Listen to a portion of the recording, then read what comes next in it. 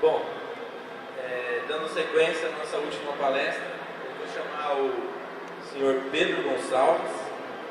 Ele é publicitário com MBA em administração, há 13 anos na Tetra Pak, na área de equipamentos e indústria alimentícia, e vai nos dar uma palestra sobre rastreabilidade na indústria láctea. Parabéns.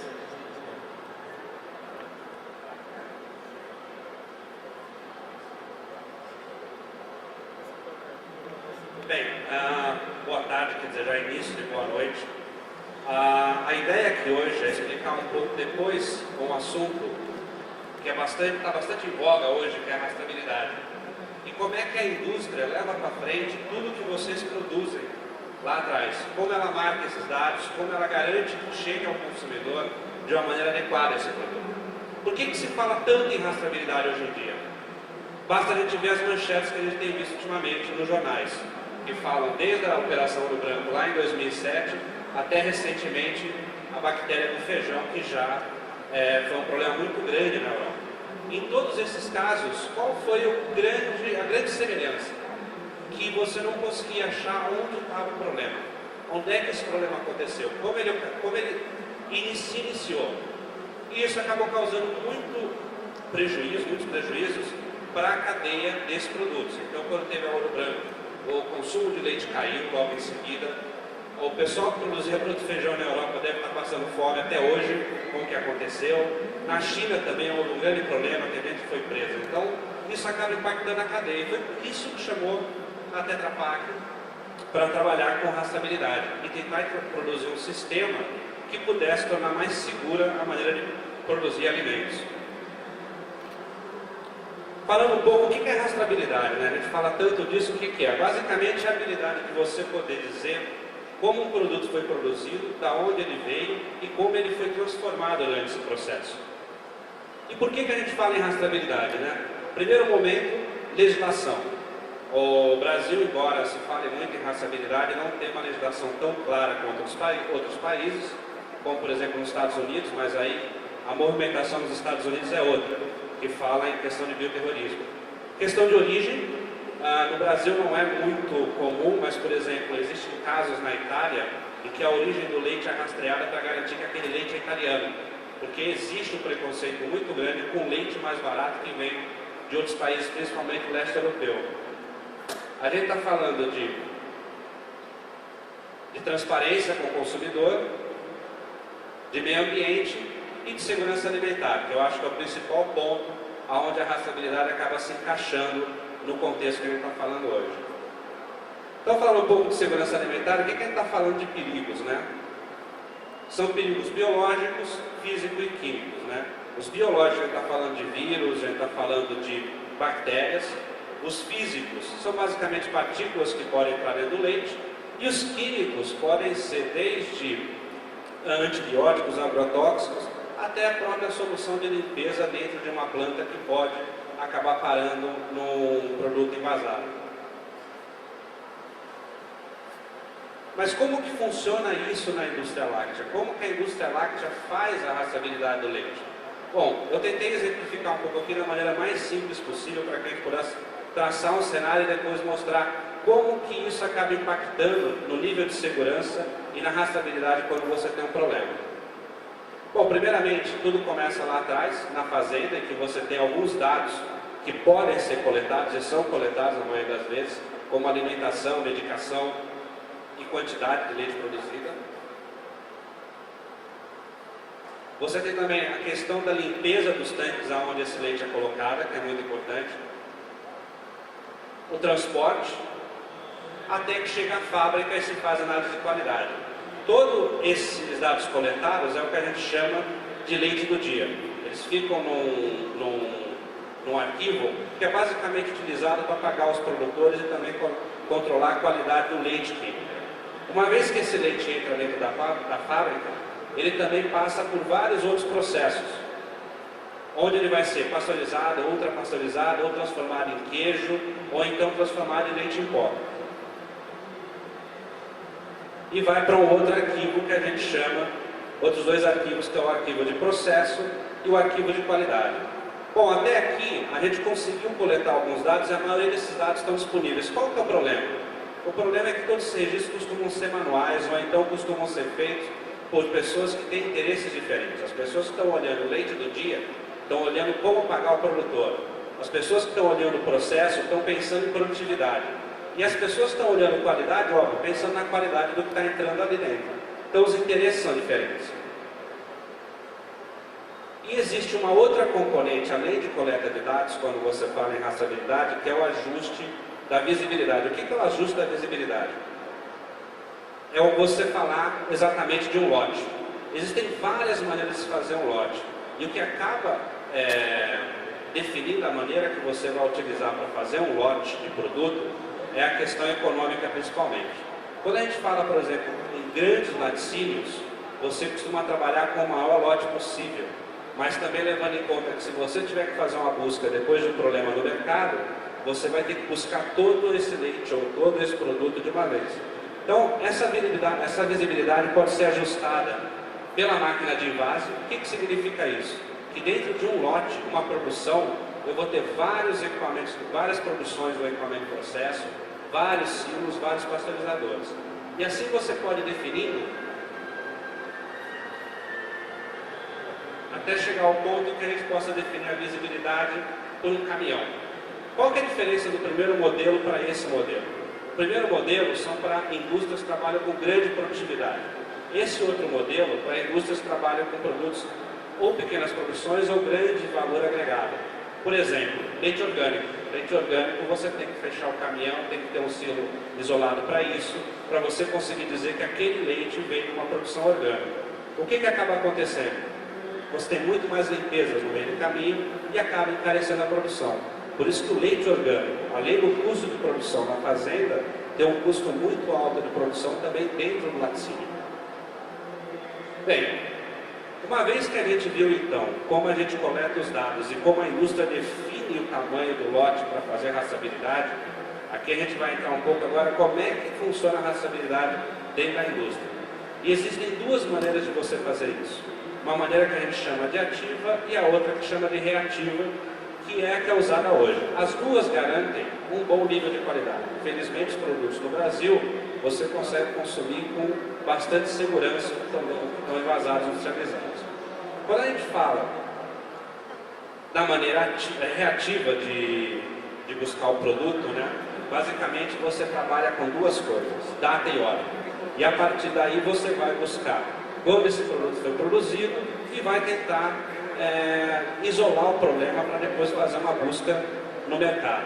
Quando a gente fala em data e hora, a gente tem aqui quando foi produzido, quando foi a linha, e aí você acaba fazendo o recall do dia inteiro. Para uma produção pequena, um recall do dia inteiro não é muita coisa. Agora, quando a gente fala, por exemplo, uma produção de leite UHT, uma produção de um grande laticínio de queijo, a gente está falando muito leite. A gente está falando de 100, 200, 300 mil litros de leite dia. Então, essa maneira de fazer não é muito econômica, ela garante segurança. Porque uma vez que você tem um problema, você vai achar que naquele dia teve um problema e tira tudo do mercado. E o lote, que você acaba definindo qual é o lote e busca o recall desse lote inteiro. Normalmente o lote acaba sendo definido por um tamanho de um silo. Então os silos tem por aí 20, 30, 40, até 100 mil litros é com o que você acaba definindo um lote. Então significa na prática, se você adota um sistema que vai por data e hora simplesmente, sem combinar lote, você está falando de um dia de produção, que vai ser a tua visibilidade mínima, o teu lote mínimo, caso você tenha um problema para retirar do mercado. Quando você está falando de lote, aí você vai definir normalmente no tamanho de um silo, algumas indústrias fazem diferente, que esse vai acabar sendo prejuízo se você tiver um problema de qualidade no mercado. Mas a grande questão que fica não é você retirar esse produto do mercado, é depois você achar o que aconteceu. E aqui é que a nossa indústria, em geral, a indústria alimentícia do Brasil, acaba tendo problema em dizer o que aconteceu. Porque você não consegue fazer isso de uma maneira rápida. Até para prevenir que aconteça de novo. Porque às vezes o que aconteceu pode não causar, não oferecer perigo ao consumidor. Mas você pode evitar que você tenha perdas no futuro se você descobrir o que acontece. E normalmente você acaba quando tem que cruzar aquele monte de dados, daqueles 3 arquivos diferentes que a gente falou, leite do dia, processo, qualidade, e mais para onde esse leite foi despachado, a gente tem aí tempos que vão de 1 dia a 1 semana. Nos Estados Unidos, hoje por lei, você é obrigado em 4 horas você falar aonde está um produto que você tem produzido, da onde ele veio e aonde ele está, se você tiver acreditado no mercado. E funciona assim também em muitos outros lugares. Bem, quando a gente fala de ativa, está trocado o slide, a gente está falando do seguinte: primeiro, a gente tem que ter uma metodologia em prática dentro da área produtiva e que se estenda também ao resto da cadeia, para frente e para trás também, ao produtor, isso acaba impactando muito vocês, que pode ser tanto dentro de certificações como pode ser um HACCP. E isso é o que vai embasar a rastreabilidade. Fora isso, a gente adiciona a tecnologia, principalmente a automação. Porque um dos grandes problemas, quando você vai procurar solucionar um erro de qualidade que tenha tido numa produção, é você ter muito dado manual. E no final do dia, um operador de máquina, ou então um cara que recebe o leite, muitas vezes acaba errando ou deixando de anotar alguma coisa, ou até deixando para anotar tudo no final do dia. O que dificulta muito na hora de achar um problema. Isso pode causar vários impactos. Se você não souber de onde vem um problema, você pode às vezes culpar até o fornecedor de matéria-prima errada. Por conta disso, também não vai solucionar. Então, como é que a indústria ajuda? A tecnologia ajuda. Ela ajuda fazendo a automação dos dados, captando esses dados de maneira automática. E hoje em dia já é possível captar não apenas dados de performance da linha, quanto produziu, ou temperatura, mas também você começar a coletar dados de qualidade e começar a integrar esses dados de qualidade. E aí você começa a ter não só a informação, mas também um pouco de inteligência por trás disso. E isso acaba sendo importante quando você vai solucionar o problema, que é o que a gente vai mostrar um pouquinho mais para frente. A gente, baseado em tudo isso, com toda essa experiência, essa necessidade de rastreabilidade, a gente veio com um conceito que a gente chama de rastreabilidade ativa exatamente porque utiliza toda essa tecnologia. O que é esse conceito, as promessas desse conceito, né? Primeiro, de rastrear mais rápido que qualquer outro sistema, de maneira instantânea. Segundo, de solucionar problemas. O que significa? Você poder cruzar os dados e ter a informação que você precisa. Não, esse leite saiu ruim daqui por um problema de limpeza, esse leite saiu daqui porque foi recebido da maneira errada, ou então não era para esse produto. Também de prevenir, que o sistema consiga prevenir um problema depois que ele acontece, que não volte a acontecer, e também de promover isso. Porque um dos grandes problemas que a gente enfrentou quando começou lá atrás a falar de um sistema desse, é que todo mundo falava: não, eu coloco qualidade no meu leite, eu coloco, seleciono os produtores, faço tudo isso, mas não consigo vender mais caro isso. Não consigo entregar essa informação para o consumidor final. Ele não está pagando por isso. Então a gente colocou esse quadro como uma das promessas importantes. Como é que ele funciona? Esse sistema basicamente ele é capaz de traçar dentro da planta da onde o leite veio, por onde passou e como ele estava naquele momento. Desde que ele chega à fábrica, e agora nós estamos trabalhando também para fazer a integração com o que vem do campo, os dados que existam no campo. Então basicamente a gente tem uma maneira de coletar todos os dados de processo, origem e qualidade, e a gente condensa esses dados no que a gente chama de código único. É através desse código que você vai conseguir dizer da onde veio esse leite e como ele foi produzido. E esse código único, a gente chegou ao ponto de você conseguir ter ele exclusivo para cada embalagem. Então o código não se repete, cada embalagem tem um DNA a partir daí. Ele pode ser estampado no topo de uma embalagem, e no case que eu vou apresentar para vocês, que é um cliente nosso da cooperativa Aurora, que tem esse sistema funcionando hoje, ele é capaz de rastrear 300 dados de qualidade e processo online. Então, a partir de um produto acabado, você pode entrar no sistema e buscar esses 300 dados online. E esses 300 dados vão desde informações de qualidade, informações de processo e também a informações dos ingredientes. Aqui no caso o leite entra como ingrediente final do produto que vai ser feito, no caso seria o leite UHT, mas também pode ser para queijo, leite em pó, pode ser para qualquer tipo de produto. A maneira que a gente mostra isso nos nossos relatórios, dentro da fábrica, que o operador enxerga a partir do momento que ele digita um código, é o que a gente chama de árvore da rastreabilidade. O que significa isso? É exatamente por onde aquele leite passou. Aqui no caso ele veio de 2 tanques diferentes naquela produção e passou por esse pasteurizador, essa máquina de invase até chegar ao final. E a grande diferença é que você pode enxergar como foi a operação daquele equipamento. Parece que não, mas é muito importante. Porque imagina que um operador erra no tempo de limpeza, ou então não presta atenção numa temperatura, o sistema está o tempo inteiro monitorando isso. E aí com isso a gente pode chegar ao ponto de fazer o grande objetivo que a gente tem, o grande problema que a gente identificou lá no início, naquelas manchetes, de que você nunca consegue dizer de onde veio o produto exatamente, com esse sistema a gente consegue chegar lá. O que é isso daqui? Isso daqui é um relatório que a gente chama de recall cirúrgico. Esses números aqui são os pallets. Então você consegue rastrear cada pallet. Se você teve um problema que durou 15 minutos numa planta, basicamente aí a gente está falando de um pallet, 2 pallets com problema. E a gente consegue rastrear esses pallets. Então é o que a gente chama de recall cirúrgico. Claro que isso também depende muito de como a empresa trabalha depois da fábrica.